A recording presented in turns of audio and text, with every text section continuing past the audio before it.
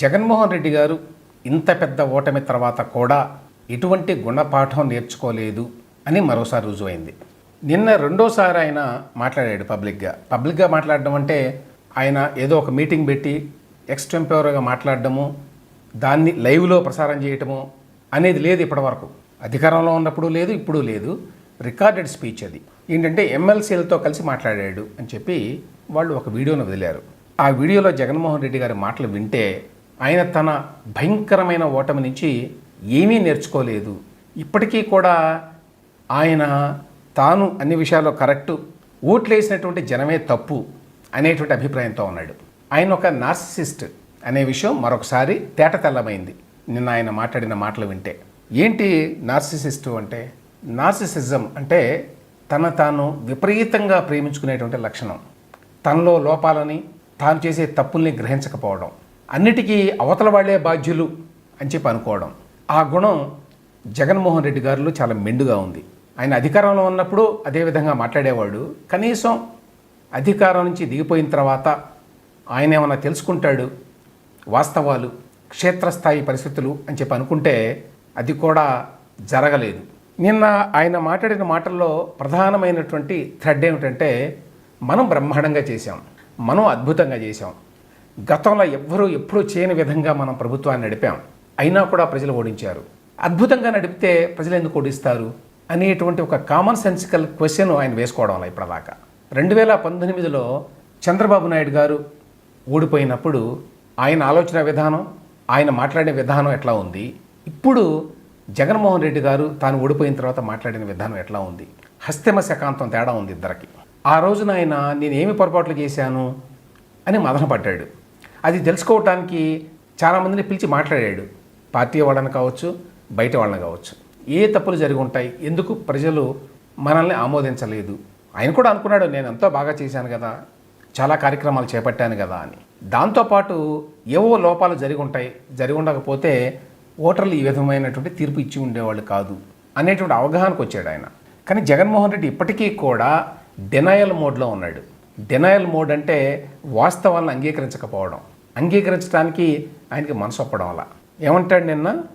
99% వాగ్దానాలు అమలు చేశాం, 2.70 lakh crore మేరకు మేము జనానికి డబ్బులు ఇచ్చాము, ఎప్పుడూ బట్టలు నొక్కుతా వచ్చాను అని చెప్పాడు.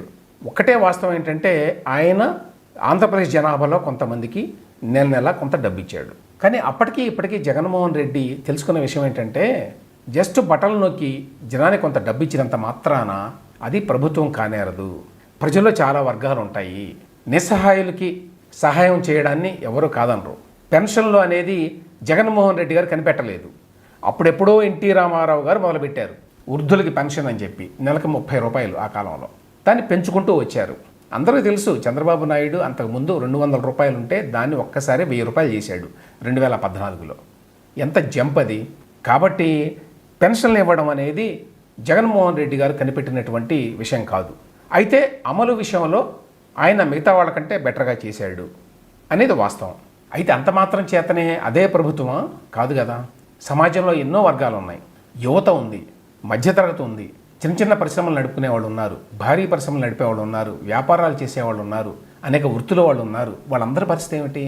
అసలు ఓవరాల్గా మౌలిక సదుపాయాలు రాష్ట్రంలో ఉండాలి కదా, జనజీవనం బాగా ఉండాలంటే. వాటన్నిటిని గురించి పట్టించుకోలేదు అనే విషయాన్ని ఆయన ఇప్పటికీ గ్రహించడం వల్ల, నేను మీ మొహాన 10 రూపాయలు వేశాను, మీరు ఎందుకు ఓటు వేయలేదు అనేదే ఆయన పదే వేస్తున్న ప్రశ్న. అంటే సమాజాన్ని ఆయన ఎట్లా చూస్తున్నాడంటే, ఆయన పాతకాలంలో ఉండే పాలెగాళ్ళు ఏ విధంగానైతే తమ అధీనంలో ఉన్న గ్రామాల మీద పెత్తనం చేసేవాళ్ళు ఆ విధంగా అనుకుంటాడు. అంటే నేనేదో ఆ పాలెగాళ్ళని తీసుకెళ్ళి ఏదో ఓళ్ళ మీద పడి దోపిడీ చేస్తారు, ఆ దోపిడీలో ఒక 10 పైసలు వాళ్ళకి ఇస్తారు అంతే. కాబట్టి మీరు జీవితకాలం పాటు నాకు రుణపడి ఉండాలి ఆ 10 పైసల కోసం, మిగతా డబ్బంతా నేనే దోచుకుంటాను. సంస్కరణ చేశాను అంటాడు ఆయన. సంస్కరణ అనే పదానికి అర్థం తెలుసు ఆయనకి. విద్యారంగంలో, వైద్య రంగంలో, వ్యవసాయ రంగంలో, గవర్నెన్స్ విషయంలో ఎప్పుడూ చూడని సంస్కరణలు, ఎప్పుడూ చూడనటువంటి అనేక కార్యక్రమాలు జరిగినాయి 2019 నుంచి 24 మధ్యకాలంలో. కానీ అవి సంస్కరణలు కాదు. అప్పట్లో ఎమర్జెన్సీ ఎక్సెసెస్ అనేవాళ్ళు. ఇందిరాగాంధీ గారు ఎమర్జెన్సీ పెట్టినప్పుడు ఎమర్జెన్సీ అత్యాచారాలు అని చెప్పి వస్తూ ఉండేవి ఎప్పుడు. అటువంటి అత్యాచారాలు చేశాడు ఈయన 5 ఏళ్లలో. కానీ వాటిని అసలు గమనంలో కూడా తీసుకోడు. ప్రజలు ప్రజల మన్ననలు పొందిన తర్వాతే ఎన్నికలకు వెళ్ళాము, ఎన్నికల్లో ఏమైందో తెలియదు అంటాడు. ఎన్నికల్లో ఏమైందో ప్రజలు ఎందుకు ఆ తీర్పు చెప్పారో అర్థం చేసుకోలేని పరిస్థితిలో ఉన్నాడు జగన్మోహన్ రెడ్డి. ఎన్నికల్లో ప్రజలు ఆ రకమైన తీర్పు ఎందుకు చెప్పారు అనేది ఇన్ని రోజుల తర్వాత కూడా ఆయన దాన్ని విశ్లేషించడానికి సిద్ధపడటం లేదు. గడిచిన 5 సంవత్సరాల్లో నేను ఎంతో మంచి చేశాను అని పదే పదే మాట్లాడుతూ ఉంటాడు కదా. కానీ గత 5 సంవత్సరాల్లో ఆయన చేసినటువంటి అరాచకాలు, అక్రమాలు, అవినీతి జగన్మోహన్ రెడ్డి గారికి అసలు గుర్తుకే రావు.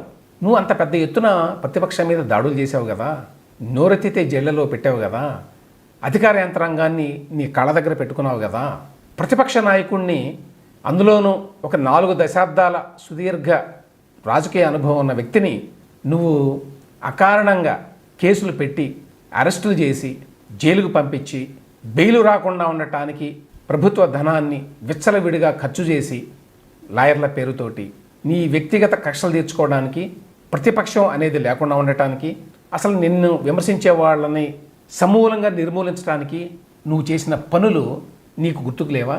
జనానికి మాత్రం గుర్తున్నాయి. అందుకనే ఆ విధంగా ఓటేశారు. ఇక ఈయన చెప్తాడు, మేము కులం చూడలేదు, మతం చూడలేదు, ప్రాంతం చూడలేదు. ఎంత పెద్ద అబద్ధం అది. మొత్తం ప్రభుత్వ యంత్రాంగంలో పైనుంచి కింద వరకు నీకు కావాల్సిన వాళ్ళని పెట్టుకున్నావు. పదే పదే కులం గురించి మాట్లాడడం మంచిది కాదు, కానీ జగన్మోహన్ రెడ్డి తన కులానికి చెందిన వాళ్ళని ప్రతి స్థాయిలో పెట్టుకున్నాడు. అది పోలీసులు కావచ్చు, రెవెన్యూ డిపార్ట్మెంట్ కావచ్చు, రకరకాల శాఖలు కావచ్చు, లేకపోతే బెవరేజ్ కార్పొరేషన్, మైన్స్, మీరు ఏదైనా చెప్పండి, టీటీడీ, ప్రతి ఇంపార్టెంట్ వ్యవస్థలో తన వాళ్లే ఉండాలి. అసలు గతంలో ఏ వ్యక్తి అయినా సరే చీఫ్ సెక్రటరీని, టీజీపీని తన సామాజిక వర్గానికి చెందిన వాళ్ళని పెట్టుకున్నారా? ఏమాత్రం మొహమాట పడకుండా పెట్టుకున్నాడు. టీటీడీలో ఒక్కసారి కాదు 2 సార్లు 5 ఏళ్ల పాటు తన వర్గం వాళ్ళకే ఇచ్చాడు. మొత్తం రాష్ట్రాన్ని 3 ముక్కలు చేసి తన సామాజిక వర్గానికి చెందిన వాళ్ళని దానికి అధిపతులుగా నియమించాడు. ఇంగ్లీష్లో సెట్రప్స్ అంటారు, వాళ్లే అన్నమాట. అక్కడ ఆ ప్రాంతానికి వాళ్ళు నాయకులు.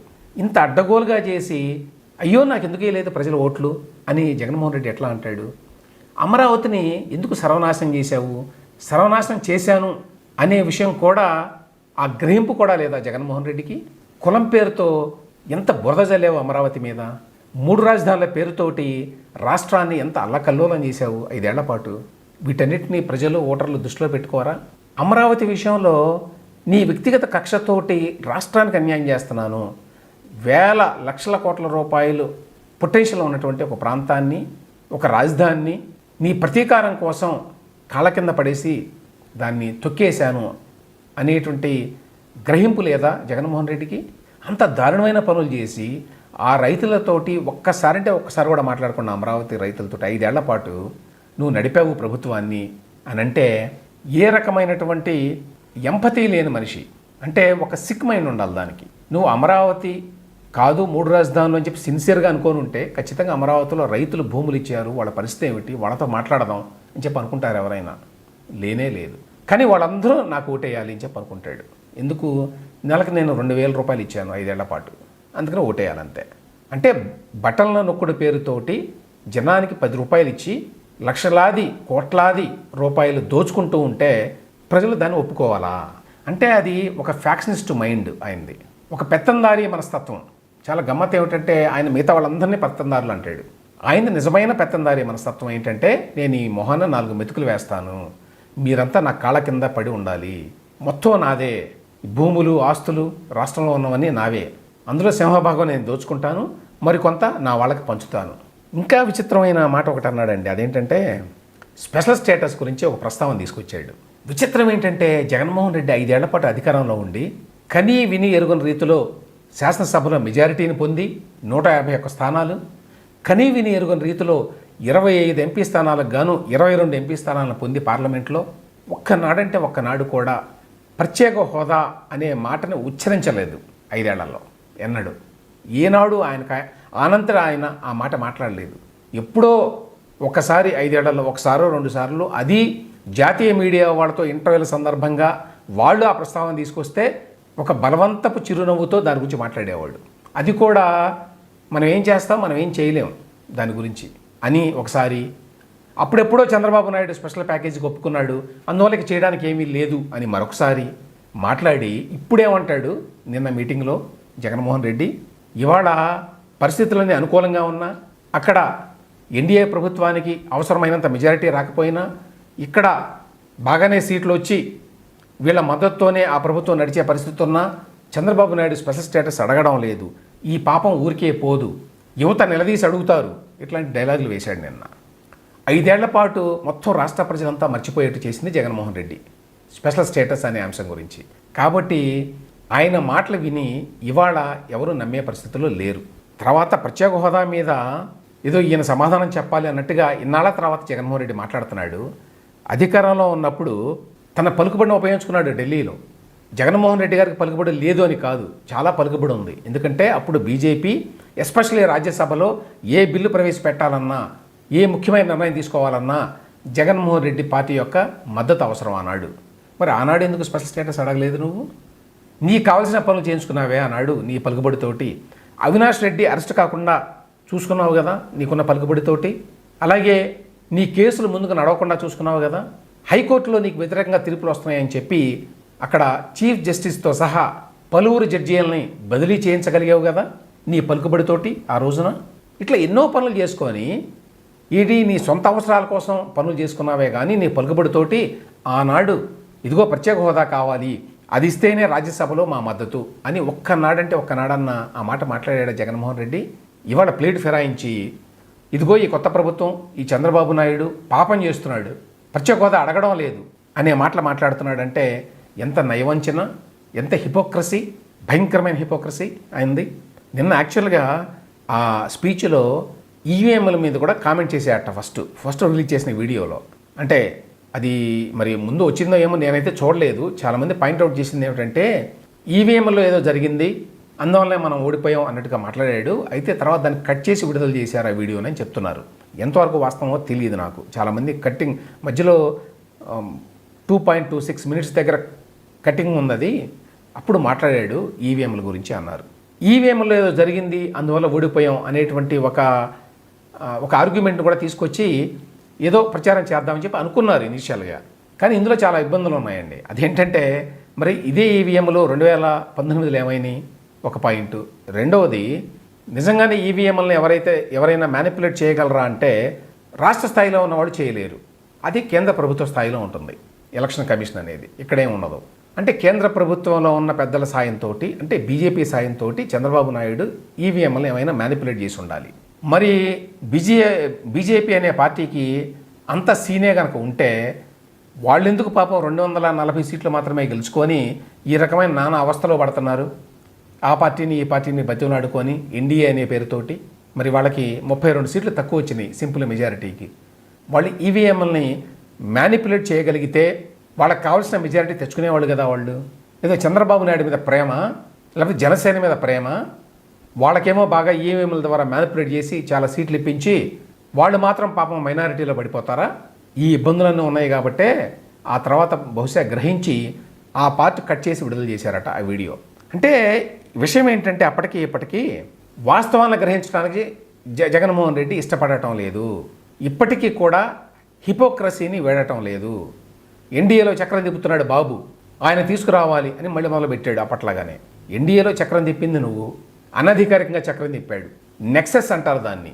అధికారికంగా పొత్తు లేదు బీజేపీకి వైసీపీకి, కానీ 2019 నుంచి 24 మధ్య అండర్స్టాండింగ్ ఉంది, అందరికీ తెలుసు. ఎందుకంటే రాజ్యసభలో వైసీపీ మద్దతు అవసరం. అందుకు తగ్గట్టుగా వాళ్ళు జగన్మోహన్ రెడ్డి అడిగిన కొన్ని కోరికలు తీర్చారు. ఆ కోరికలు ఏమిటి అందరికీ తెలిసినవే.